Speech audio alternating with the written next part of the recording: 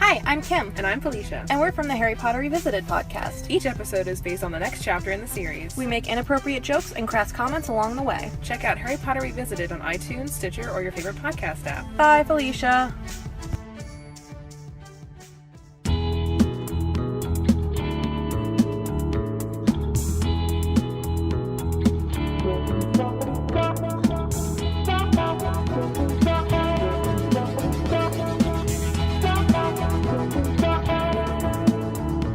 Hi, welcome to the Vocal Fries podcast, the podcast about linguistic discrimination. I'm Megan Figueroa. And I'm Carrie Gillen. And today we have our second guest, Dr. Peter Jacobs. Hi, Peter. Hot squile to me. Hi. Peter Jacobs is a professor at Simon Fraser University, and he works on language revitalization. He's a speaker of Squamish and also Kwakwala, right? Yeah. Very excited to have you on the show. Also, I have known Peter for 20 years. So that's when I first started working on Squamish as a very young 21-year-old undergrad. And Peter, you're also a member of the Squamish Nation, right? Yes. Yes, that's also important. All right. So today we're going to talk about a bunch of different things, a little bit about Rez English, a little bit about indigenous languages spoken in Canada and the United States, language revitalization, just whatever comes up, but those are our main topics. So yeah, let's just start, I guess, with Rez English. So why did we want to talk about Rez English or indigenous languages? Well, first, because we barely talk about it in the wider culture. In fact, we kind of ignore indigenous peoples, especially in the United States, completely. Right. It's almost like they're gone. So we're going to talk about people that still exist, damn it, still speak different varieties of English, but also different languages. All right, so what features does Rez English even have? Because if you think about it, it's people from all over the North America, excluding Mexico, that have originally and still do in some cases speak a different language. So what are the shared features in common? Just like anything, I think there's regional Rez Englishes. Yes.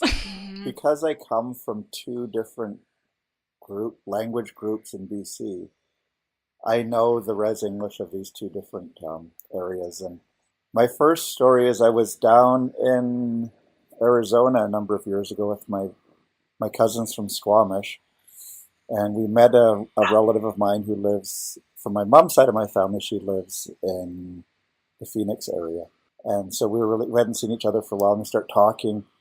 After we're done and we left, my Squamish cousin said, "Wow, did your English ever change when you and your cousin from North Vancouver Island started talking?" So I was never aware of how different they were, and I'm not exactly sure what all those things are. But right. So you say that you can speak two different Rez Englishes? Yes. Do you find yourself code switching then, so you know when you're doing it? Do you speak them at certain times? Are you conscious of it at all? I've become more conscious of it as I've gotten older, and I think that was one instance where I really became aware that people noticed my Rez Englishes. But my nephew now, who's like a young adult, and we were up on the North Vancouver Island with my mom's side of the family, and he was just commenting because he actually has another Rez English from even further up northern BC, and he was doing this really insightful analysis of how people talk in all of these different situations, and I thought it was really quite brilliant as a young person. But he was at the advantage of having three, not just two, plus standard English. Yeah, I like what you're saying about your nephew, because it reminds me that everyone's a linguist in a way. When we can call ourselves linguists, but it's I think a term that can be applied to anyone that uses language. We all notice these things because we all speak it or sign. We all have language, so I thought that was very cool. I think one of the defining things is probably some type of intonational patterns that people use, and I don't know enough about intonation to say what they are, but I can. If someone really exaggerates it, and we do sometimes really exaggerate it, I think that's what it's really picking up on, is this certain styles of intonation. I don't know if that's interplay between our parents or our grandparents' first language or what. I've never gone that far to find out. Yeah, the very little research that there is seems to suggest that, at least in the United States, it has to do with people coming from different languages and learning English together. And so they all have the same intonation pattern. And they call it a contour pitch accent. And since I also don't know that much about prosody and intonation, I can't replicate it at all. And it was them coming together to learn English in horrible conditions, being boarding schools, correct? Boarding schools Right. here in the United States and Right. residential schools in Canada. And yeah, they are horrific. So Right. So this forcing of English on speakers of other languages, trying to eradicate indigenous languages. Right. Trying to beat the Indian out of them, for example. Right. Yes, literally and figuratively. Right. Peter, did your parents go to were they in boarding schools? Was that's a thing in Canada as well? Yes. Yeah, they're called residential schools. Yeah. Okay. Yes. I think most of my aunts and uncles and my parents and some of my grandparents went to residential school. My mom's first language was Kwakwala, and I don't think she learned English until she went to school. And my grandfather, one of my grandfathers, went to residential school, and he ironically also learned Inslakatmuk, which is the local language of where the residential school is, which is like a interior Salish language, and he was the speaker of Squamish. And he also learned English. He used to say, though, that they beat Jesus into us one day of the week, and then they beat him out the other 6. Wow. Oh, God, that's horrible. Oh. Yeah. The Lord works in mysterious ways. Yeah, that's what that quote means. I get it now. Oh. An interesting thing I was just thinking about lexical items. People like Squamish, like this southern part of BC, and also in Washington, and then I found out in Oregon, we all use in it. And we all say it similarly, in it. And I think, what's his name from Spokane? He has it in his books. It was in Smoke Signals. Oh, Sherman Alexie. And when I went to see Smoke Signals and the characters were using in it and they were using it perfectly right, I just broke out. I actually was like hysterically laughing in the theater because I'd never seen anybody speak Rez English on the screen. It was always this kind of people always did this kind of stilted English that was supposed to be like, Native American English or something like that. But this is people really speaking like how we do today, and it just cracked me up. Don't you even know how to be a real Indian? I guess not. Oh, shit, no wonder. Jeez. I guess I'll have to teach you then, ain't it? That movie actually had good representation of Rez English. Yes, yeah. It did? Okay. Well, because Evan Adams he's really from here in BC, right? And Yeah. He's a local boy. Yeah. And what is an example of in it, like in a sentence? People say that it comes from isn't it? And I guess it probably does at some level. Oh. But, okay. someone says something, someone did something kind of stupid and you're all kind of laughing at it and they go, in it. Okay. Yeah, obviously I don't know how to translate it. In it. Yeah, it's difficult to translate. Yeah. And when because I went to University of Oregon for 3 years and I was part of the Native American Student Union, and there was a Navajo student there who had gone to boarding school in Oregon. And we were just sitting around in our little office there, our little space, and just getting to know each other. And then she just said it. She just said in it. And it was so out of context for me. Like I'd never heard anybody, because my mom's side of my family up northern BC, they don't use it and they don't recognize it. But yeah, it really is certainly a marker of being part of a community. And Yeah. it made me laugh like quite hard. One of the other things that I noticed or read about is that, at least in some communities, the intonation used for yes/no questions, so yes/no questions are questions where the answer would be yes or no, like, are you hungry? In many Rez Englishes, it would sound more flat, so are you hungry? Whereas most other speakers of English would say, are you hungry? But I think that's related to the fact that, at least in some indigenous languages like Squamish, the intonation is flatter for a yes/no question. Yeah, it'd take me a while to do some introspection to think of, Because you have to imagine yourself talking to someone that shares the same English, and then how would you talk to each other like that if you were trying to be on the inside? How old were you when you learned Squamish? Well, I knew a lot of words, like, individual words, but I Mhm. didn't become conversant until my late 20s when I was working on a dictionary. And that took a Okay. long time because I was just doing elicitation of words and sentences, and it wasn't really a communicative context. And then Mhm. students like Carrie and others came in, and they were also doing elicitation. So in a way, I was just saying to someone the other day, I became a speaker of Squamish through elicitation, which is Wow. a fairly privileged position because I had the Yeah. opportunity to do that, which most people don't. So, Yeah. and it takes a long, long time to do it that way because the input is kind of Yeah. one-sided. Yeah. Are there any Kwakwala specific features? So like the init thing is sort of more Salish-y, Mhm. I'm guessing. Are there any Kwakwala specific features that you have in your Rez English? Like there's things that seem to travel around, like it's generational things. Like people used to, not just Kwakwalis, but a lot of different Res Englishes had ne. Have you heard ne? Uh-uh. Yeah. I don't use it, but I would recognize like what people are trying to say when they say ne. It's kind of like the generation below me, but it seemed to travel around, eh? So maybe like some Res English things started to travel more as people were like having more contact with people regularly and sports and, intermarriage and everything. And to clarify for listeners, you do not have to speak an indigenous language to speak Res English, correct? No, not at all. And in fact, it's probably, unfortunately, the way that things are, there are probably more Res English speakers than there are also bilingual English and indigenous. Sure, like for most of us, Res English is our first language. Right. Yeah. And then we learn like standard Canadian English or whatever, and Right. French and stuff.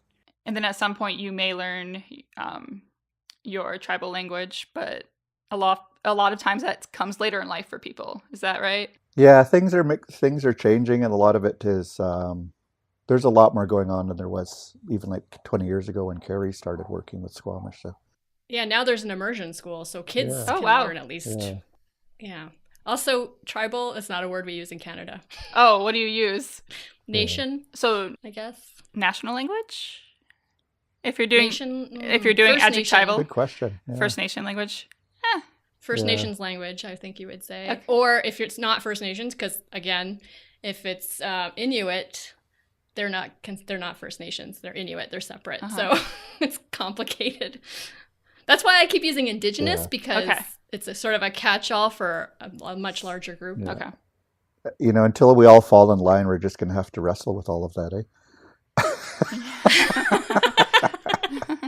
Oh, I see your Canadian English Oh, coming yeah. in too. Yes, I also have there's a question about Res English, and I was having this conversation with Strang Burton. He said how it could very well be that Res English is a representation of how English was spoken many generations previously, right? So it's kind of like fossilized or being maintained or something in the community, because A is very strongly used on the Res. Yeah, and less so in urban Yeah. areas in Canada. Oh. I use A sometimes, but I don't have the full range of A that Peter does. Yeah. I tried to teach So her, but is she just couldn't get it. Yeah. It's true. Is A more of a rural thing then? Yeah. Okay. Yeah. Good day. Welcome to the Great White North. I'm Bob McKenzie. This is my brother Doug. How's it going, Okay, our topic today is the Great White North because we got like lots of mail, about it, eh? Yeah. Okay, so By the way, this topic was my idea, eh? People consciously try to get rid of it to sound less rural because it's stigmatized. Yeah. Of course. I Yeah. So what happened for me that changed me? When I might have gone that same route when I was living in Oregon. People were constantly picking out whenever I used it, and then it made me use it even more. So now I have it. I was a young adult then, and it stuck with me. That's good. Yeah. You should be proud. You should be proud of the A. Yeah. I am. I kind of wish I had it. There's one other thing I wanted to say about Res English. I don't remember. particularly who it was, but someone did a master's project looking at Squamish English, and they looked at the pronunciation of consonants and vowels and particular lexical uses of words and stuff like that. And what they found was, because Squamish people first learned English in the residential school system or through the church from French nuns and priests. Oh. So there's an influence of French English onto the first people learning Squamish, like my grandparents' generation, Right. earlier generation, and then later they were all Irish. Mm-hmm. So then there's an influence of Irish English on Squamish people's. So it's a very Squamish specific thing, and like just because of the interaction of the Catholic Church and the different generations of how they sent out missionaries to our reses. So if you can send me that master's thesis, because I think people might be interested, and we could post something about it on our Tumblr. Mm-hmm. Before we move on from the Rez English, the smoke signals, I listened to a clip of it. Would you say that the I don't know, the tone, the way that he speaks is the kind of tone that you're talking about, or the intonation? Yes. Oh, yeah. Evan Adams in particular, he just, he worked pretty hard. He doesn't talk like that all the time. Like, if you see, he's a doctor now, right? Yeah, that's right, in Vancouver, right? He's a medical doctor, and he has a big position in looking at Aboriginal health in the province and that. But okay, so we have like a really good example to put in a podcast so people can listen to. Yes. The kind of intonational patterns. Okay, yeah, I was listening to it, and it's definitely noticeable. During the 60s, Arnold Joseph was the perfect hippie because all the hippies were trying to be Indians anyway. But because of that, he was always wondering how anybody would know when an Indian was trying to make a social statement. To me, it sounds sort of kind of normal because, like, you know, I've heard these accents my whole life. But yeah, I think it's really, really different if you're from here. Yeah. Because nobody really talks like that down here. No, they did have some examples of Navajo speakers kind of having that intonational pattern as well. So maybe in northern Arizona instead of southern, we'd maybe hear it more. Yes, you would. Yeah. Speaking of Navajo, or Dene Bazad, as it's known in its own language, I had a PhD student. I was on his committee and he was working on speech pathology on the Navajo reservation because he's Dene himself, and he wanted to show, okay, what's normal for Navajo kids and what's abnormal, so that speech pathologists would actually be able to distinguish between normal Navajo English versus a kid with some sort of disordered speech. This is really important and gets kind of lost because people want children to have only the standard English. Mm-hmm. So one of the things that he pointed out to me is that class, the word class, like I'm going to class, is pronounced class by many Navajo English speakers. Yeah. So it's a tl sound, which hard to describe, but it's a very different sound from the k, l sounds. So anyway, I just thought that was interesting, and it sounds better. I mean, it's one of my favorite sounds, class, and you don't get to use it in English. Well, and it's really important that he's pointing those things out, because if someone was ignorant to what Navajo English looks like, then they might see that as, you know, a symptom of disorder. If they put all these things together incorrectly, it tells a different story. Exactly. That's exactly what he was trying to say. That's really important. Important work. And in previous, like generations previous to me who were learning English, there was certainly much more influence because they were first language speakers of different languages. Their English inventory would be different. So people in a lot of northern communities didn't make a distinction between S and esh. So shoes would be pronounced shoes. And but that's changed now because most people have English as their first language. Yeah, that changes over time. Okay, so let's maybe switch to talking a little bit more about, Squamish, Kwakwala, other indigenous languages that we want to talk about. So we already talked about Squamish, but what was it like learning Kwakwala?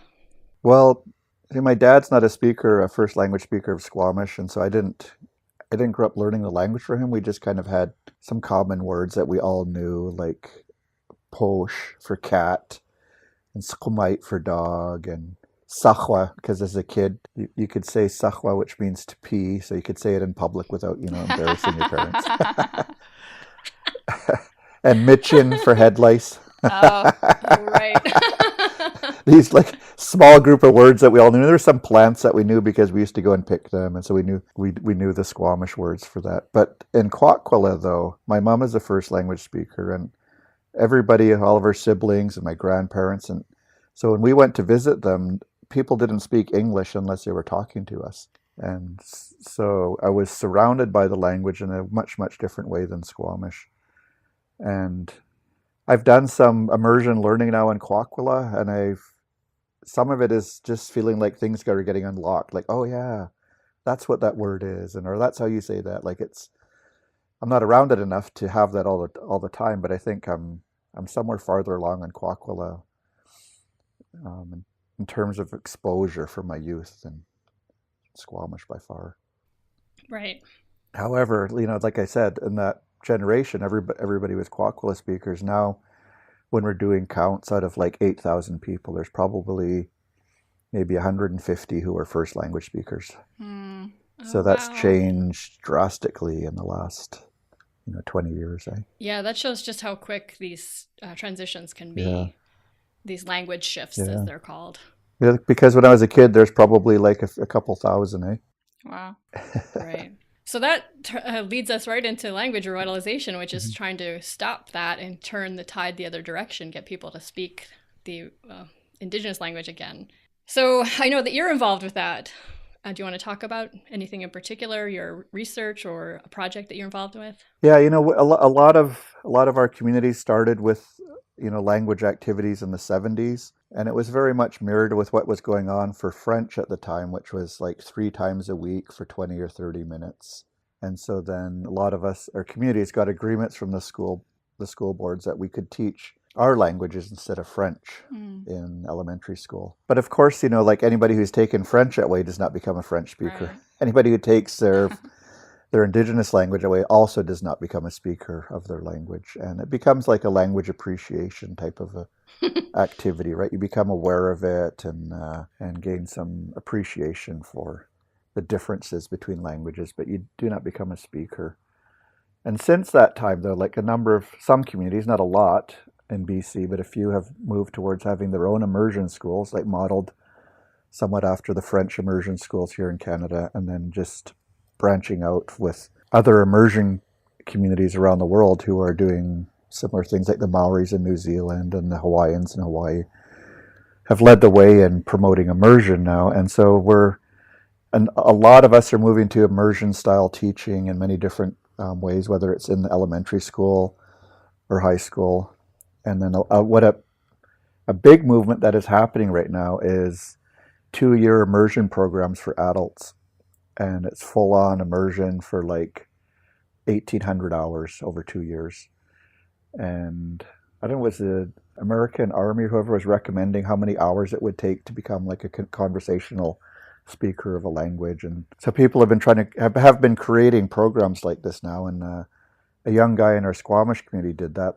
Last year was the first year, and the students came out with the ability to have spontaneous conversations in the language with about things that they'd never talked about before. That's awesome. That's awesome. So that's happening in many places, and of course we want people to get even further.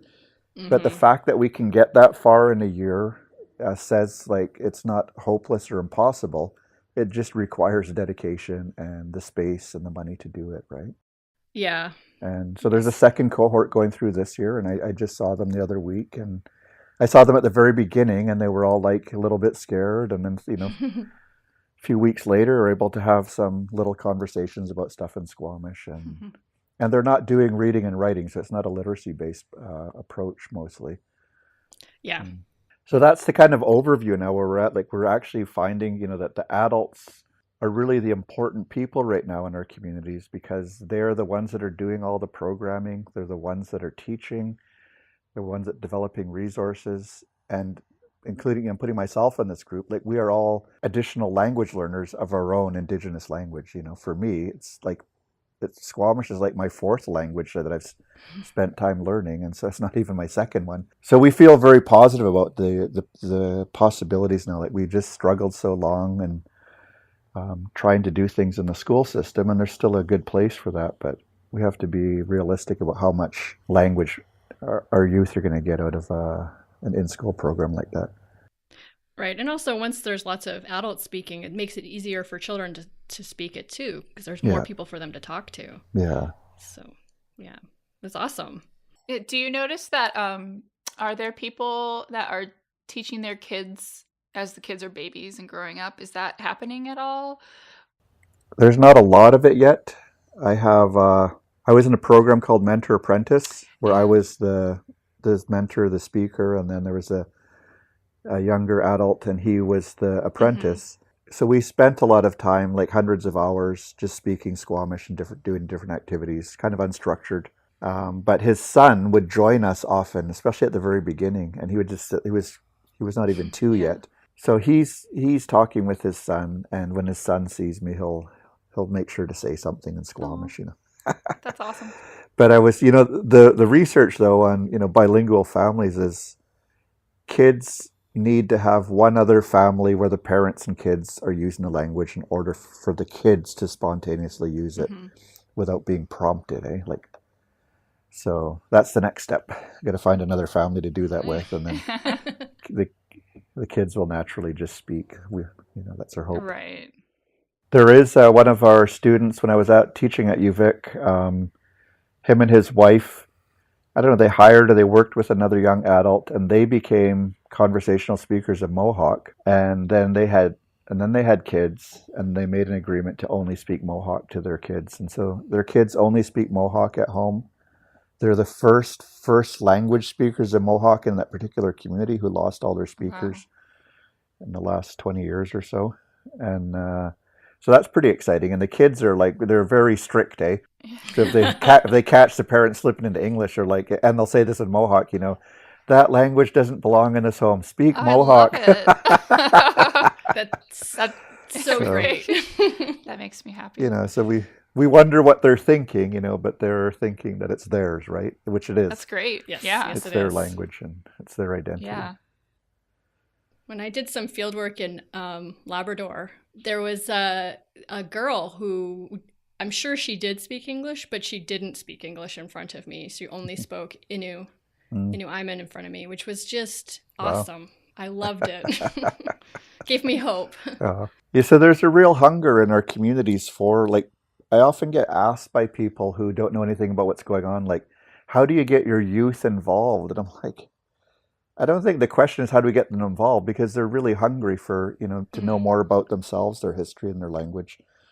It's fine being able to create opportunities for them where they can do that. And there's no way to do 1,800 hours of language learning unless someone's paying for that, for them to go through and have that experience, with the hopes, that they'll contribute to whatever else is coming in the future. But, so a lot of us are working with institutions like universities and colleges to create these type of programs that we can do double purpose. They'll get credits for it, but they also get the experience of becoming conversational speakers. Hint, Trudeau, hint. Yes. Yeah, exactly. So then would you say that there's a really supportive environment surrounding learning the Indigenous language as an adult? In Canada, or in my community? Or? I guess you could speak to your community. You see it being very supportive. Yeah, so, I was talking about all of this schooling, this 3 times a week for 20 or 30 minutes, and how it didn't create speakers. But something we really know it did do is it changed the language attitudes of the community to be a very positive language attitude, because there was a lot of reluctance by the community 40 years ago because they were worried that the kids would be discriminated against like they were in residential school. And so people were ambivalent about it. People are not ambivalent now. It's really hard to find an ambivalent person in the community about should we revive our language. They're like, we should do it now, right? And our problem is we're doing as much as we can, but we're just like a little group of people still. But we're starting to blossom a bit more and have a lot more different avenues for language learning and jobs even for people in the community. That's great. Do you think outsiders and community members have different perspectives on revitalization? And I'm thinking outsiders like linguists that come in or anyone else that would come in to help with these efforts. Keep the outsiders out. No, I know, using the word outsider is making it kind of biased or something already when I ask. No, obviously, I mean, I have known Carrie for 20 years. Right. And we call upon her regularly for Mm-hmm. things that we can. And so we greatly value the support that we've got for many people in different institutions. That's one part. Mm-hmm. And also we have done different types of projects with museums in the city as a way of promoting knowledge about who we are, but it also is a way to develop language curriculum. And you'd be surprised by how many people in Vancouver have no idea, until recently, that there was First Nations that lived in the Vancouver area and where we lived. Right. Which just seems astounding to me that you could go to a country and not know who the indigenous people are of that area. You know, that's not like that. The Olympics really changed that, and a lot of people know now. There's the Tsleil-Waututh and the Musqueam and the Squamish, the 3 First Nations in this area. But it didn't used to be like that. That's true. I think the question was more like, outsiders like me have particular ideas about what needs to be done, although I've always been more careful about pushing anything on people because I think that's bad. But I think the perception is that outsiders often have an idea about how to revitalize language, and Indigenous peoples have different ideas, which I think is true. Sure. And of course, anybody that's not part of a community doesn't know how the community works. Right. And that goes for any community, right? Any small community and so forth. No one understands how people do things. And you don't know who all the people are and how the dynamics of the community work, right? You could never know that. And even when we're in the community, it doesn't mean we really know all those things all the time either, right? But like how to make decisions, like how to convince people to do stuff. You have to really rely on the community to get that done. Like, how to say we're going to do a new project. When we did the dictionary, this is an example because it's an example of, we did a print dictionary and we published it through the University of Washington Press. And we worked with a number of people in our community and outside on that project. But within the community, we made sure to include as many different families and people as we could in the making of the dictionary. So when it came out and we had a community celebration, people were like, that's my grandmother's dictionary, or that's my uncle's dictionary. It wasn't like mine, and it certainly wasn't Carrie's, all of us who were doing all the background work, it didn't come out as ours, right? And we knew that as a community, like how to do that. And I think it would be really hard as a person outside the community, and even another Indigenous person, to know how it runs in Squamish, right? You just have to rely upon the people inside. One of my colleagues, Lorna Williams, she's really good at talking about this, and she does she's Lil'wat, which is a neighboring language to Squamish. And when she talks to Canadian public in general, she said, this is the heritage of all Canadians. These languages are the heritage of everybody.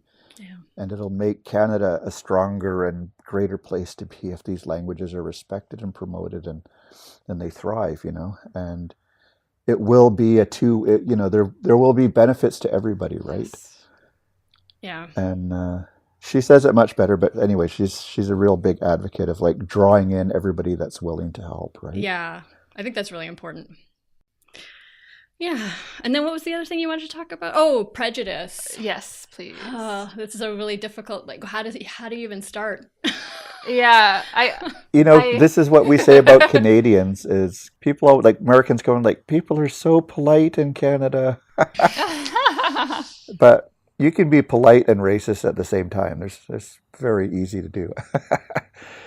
Of course. I saw it. I also saw a really overt, horrible, not polite racism in Canada. But yes, we do polite racism very well, sadly. That sounds like a terrible bumper sticker. You're doing so well for your people. I don't know how many times I heard that. It's like, oh my God, please. But that also, you will also hear that here in the United States too. Yeah. Yeah. Sure, definitely. sure. You're very well spoken. Thank you. Yeah.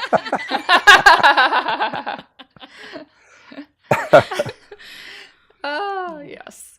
So I guess a question we can ask is, what do you feel are some of the assumptions that folks might make if they hear a speaker of Rez English? Less educated. Yeah. That's certainly one of them. And I think whatever other kind of stereotypes they have about Indigenous people, that reinforces it for them. Like Right. That's a really important point. lazy, unemployed, lacking motivation, whatever, all these, all those things that go along with prejudice against First Nations and Indigenous people in Canada. Well, that makes the point that Carrie and I try to make in the podcast, that all of this is a proxy for racism or for ethnic discrimination, because the way that we speak, there's no way for you to know if the way I speak shows that I'm lazy. Like, you have no idea from the way that I speak, right? But that's the assumptions people make just from listening to folks. So it's all a proxy for this, these deeper embedded racist feelings. Yeah. For sure. So why should you stop judging? Because you're it's fucking racist. Speak it. Racist SOBs.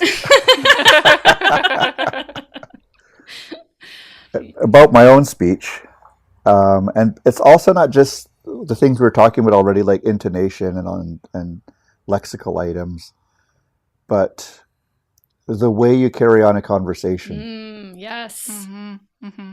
It can really it can preclude many Indigenous people from being included in a conversation because of how turn-taking goes, and how pauses go. And I noticed this when I got into the university system, and of course I was more conscious of it, so I had to manipulate my own instinctive ways of talking, and then just keep jumping in and interrupting people. And it's like, oh God, this feels awful.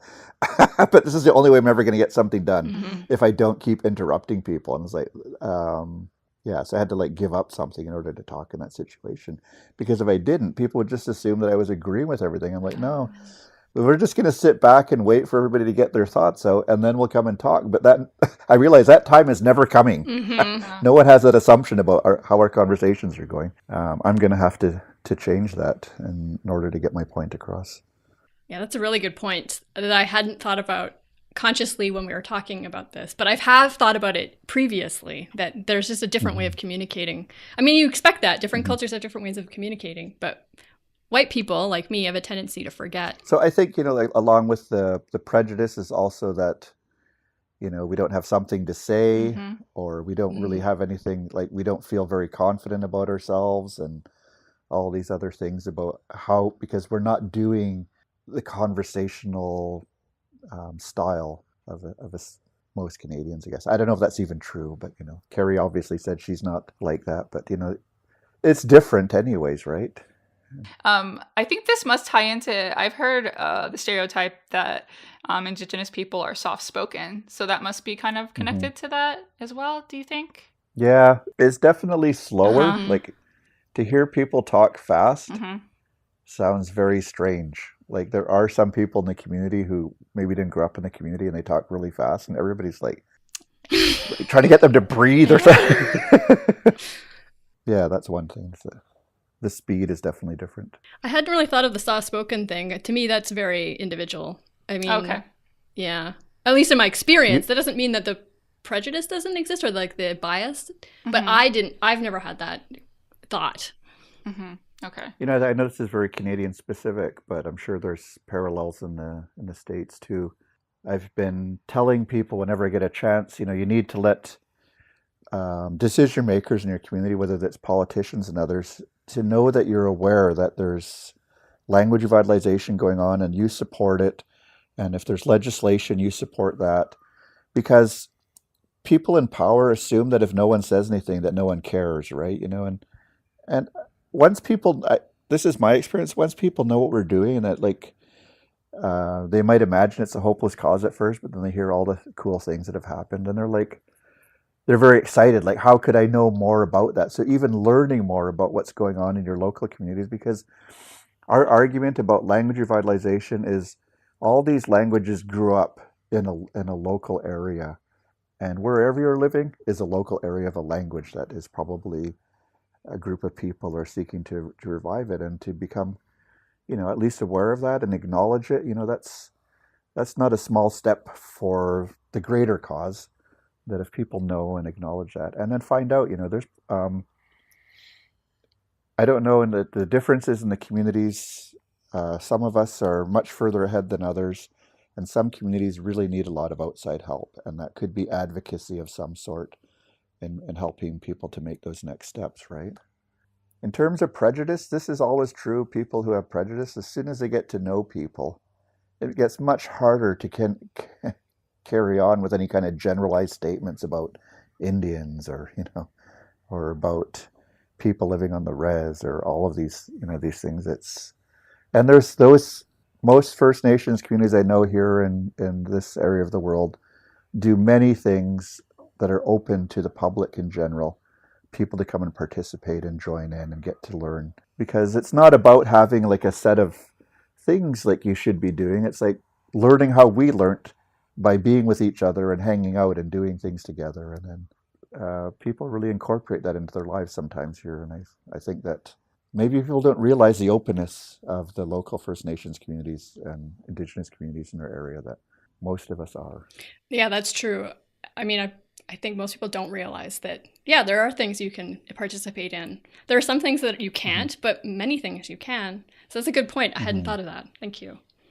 Yeah, I think that's probably good. I think we covered a lot of ground. That was great. Yeah. Okay. Thank you, Peter, for joining us. This was really awesome. Thanks, Peter. Chen kurman tomi up to know up say to an hot squeak chit states. I'm very happy to have this good conversation with you, my friends, today. Oh, thank you. How do I say thank you? Hoichua. Hoichua. Wechua? Hoichua. Hoichua. Yeah, Close. I'm going to try harder for the next time I talk to you, Peter. Okay, and don't be an asshole. Do not be an asshole, y'all. All right. Bye. Bye. Bye. The Vocal Fries podcast is produced by Chris Ayres for Halftone Audio. Theme music by Nick Granum. You can find us on Tumblr, Twitter, Facebook, and Instagram at Vocal Fries Pod. You can email us at vocalfriespod@gmail.com.